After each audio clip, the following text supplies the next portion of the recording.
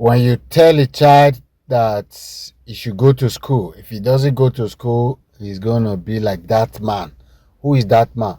Maybe one man that you think is useless, because nobody is useless. That's why I say that you think is useless. And if eventually the child grows up to become someone different from that man without going to school, that child will never respect you. I will never take your word for it. Why? Because you didn't explain to him very well what you were trying to say. So that's how we were taught about religion from the beginning. So going to school is very good, but you have to tell us the reason without threat why we should go to school. So believing, following the religion is very good, but tell us why. If the reason you gave us is different from the reason, in the end, we'll be in chaos just like we are now. People are talking about Christianity. The Christians have so much make people to think that God is even more wicked than the devil. And they make people think that God is partial. They make people think that God is different from nature. They make people think that God is so far from us. They make people think that church is the road to heaven. Excuse me. Jesus said, He said, come unto me, I will give you rest. He did say, come to church. If you are not settled, you cannot go to church. Church is not like a mechanic workshop where you go to repair cars. Church is not a place to repair people. Church is a place for people who have already known themselves. Come unto me, all ye that are weary and with heavy laden, I will give you rest. It did say come to church. It did not say come to church. So when you take your wearies and heavy laden to church, you are going to cause chaos. You are going to cause problems. That's why we have many people causing problems in the church. You can meet Jesus. Jesus, like I said before, or like I've always told people, is not a noun, is a verb, is an action.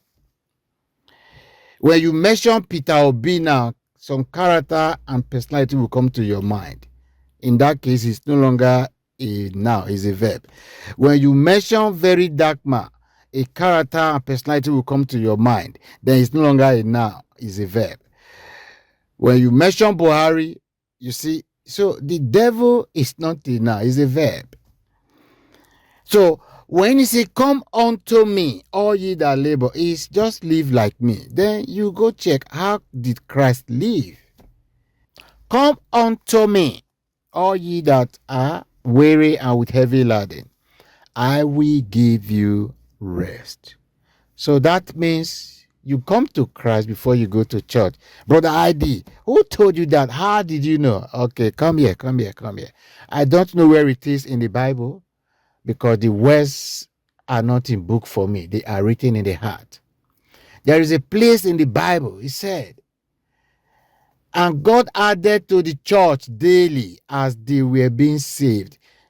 That is, I don't know, go and read it, find it, Google it, or ChatGPT it, or AI it. You will see the verse, you will know the correct reading.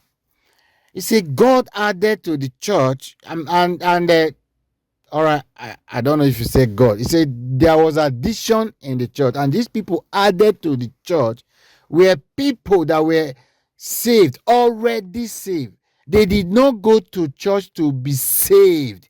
They heard, they believed, they know, they agreed, they were convinced. They now went to church. Go and read it. The church is not a mechanic workshop. It's not a rehabilitation center. It's for those of the same feather that should flock together. Hear the voice with the testimony, Brother Aiedee. If you tell a child growing up, a child of 5 years old, you just told him today that you will die of hunger or you will suffer if you don't have a job, that is overstatement. When the child starts growing up and see jobless people living better than people with jobs, He will never believe you again. He will never take your word for real because you didn't explain to him very well or to her very well.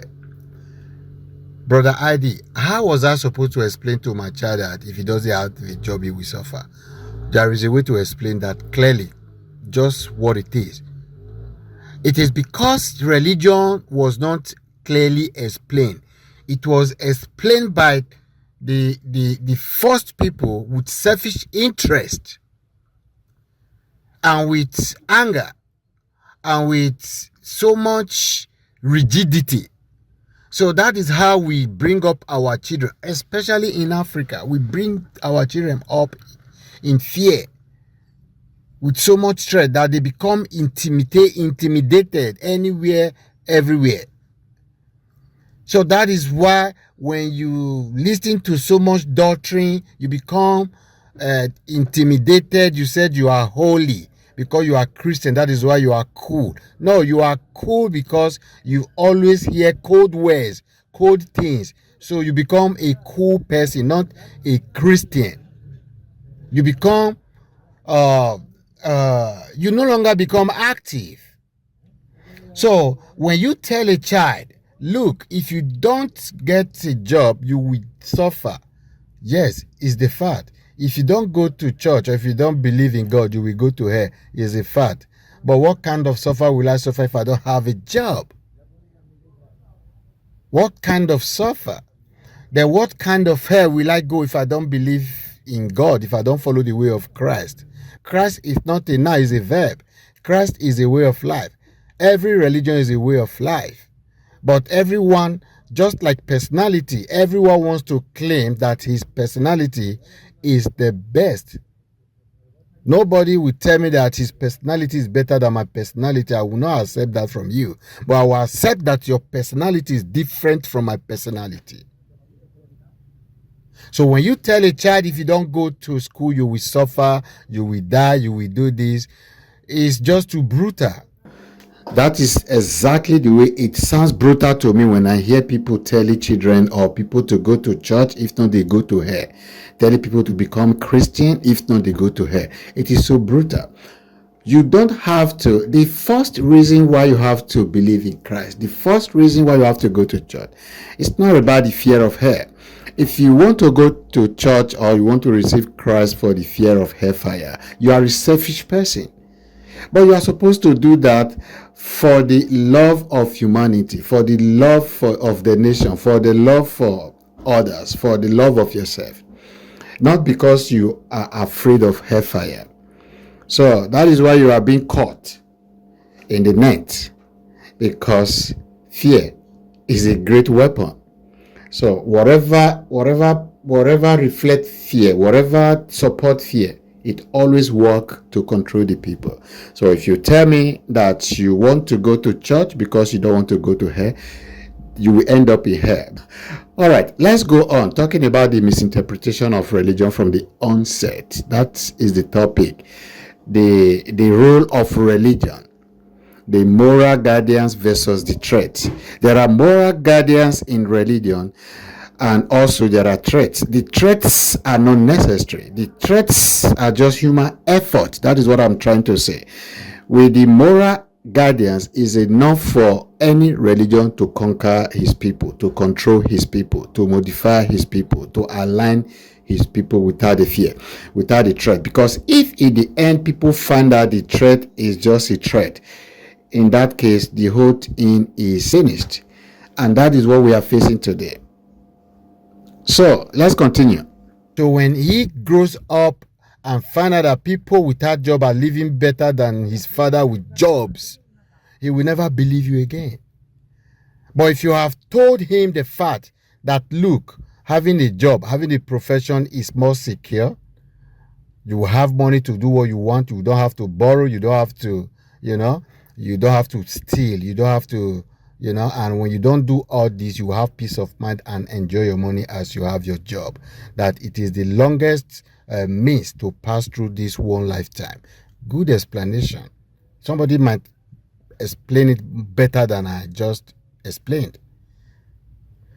So when the child is growing up and he sees people that don't have job, people without jobs living better than the father, he will begin to understand the source of their livelihood, how and why they are living better. He will begin to understand by himself that they are not actually living better. Why? Because of your explanation will make him understand that they are not actually living better. So when you tell a child go to church and become a Christian, let them know why. Because I am a Christian. I wanted to say that I was a Christian. I was a church goer, never a Christian. I was a church goer. I was never a Christian. Maybe now that I have grown up and I want to choose a religion, I will still choose Christianity if I must belong to a religion. Because I've understood it. I know they explained it wrongly. I know the purpose of Christianity. I know the purpose of religion. I know the purpose of whatever we serve or we believe. So it is not left for me as an adult to believe. So when you don't tell people the real reason why you ask them not to do what you tell them not to do, you will have problem. When you tell your child not to fornicate, let her or let him know why. Don't fornicate is not enough. Don't have a boyfriend is not enough. Because when she sees people with boyfriend living better and being happy than she is or he is, he will see you as a bad person. But when you let her know why, that fornication could lead to a lot of barricades. Barricades is blockage, no moving back, no moving forward. Because if you have a child at the age of 18 years old due to fornication, man, you don't already start to get responsibility when it passes you. So instead of you to focus on knowledge, now you'll be focusing on survival at a very tender age. Is that what you want for yourself? If the child understands, he or she will tell you no. It is not by punishment, it is by explanation. It is more difficult to explain. To me, it is difficult to explain than to beat. So that is why people beat. It is easier to beat because the person you are even beating, you are the same. You are the same. If you are in the compound and someone kills his wife and you kill the person that killed the wife, you are both the same people. Because if somebody decides to kill you, the killing will go on. So maybe they think deep. Maybe they think deep. Okay, before we would explain things with our personal sentiment and selfishness. So that's how religion was explained to us. And don't forget, this is me, your brother Aiedee, the preacher with testimony, the man who believes in community development through general knowledge, public issues, and evangelical presentation. See you in my next video. Till then, bye bye.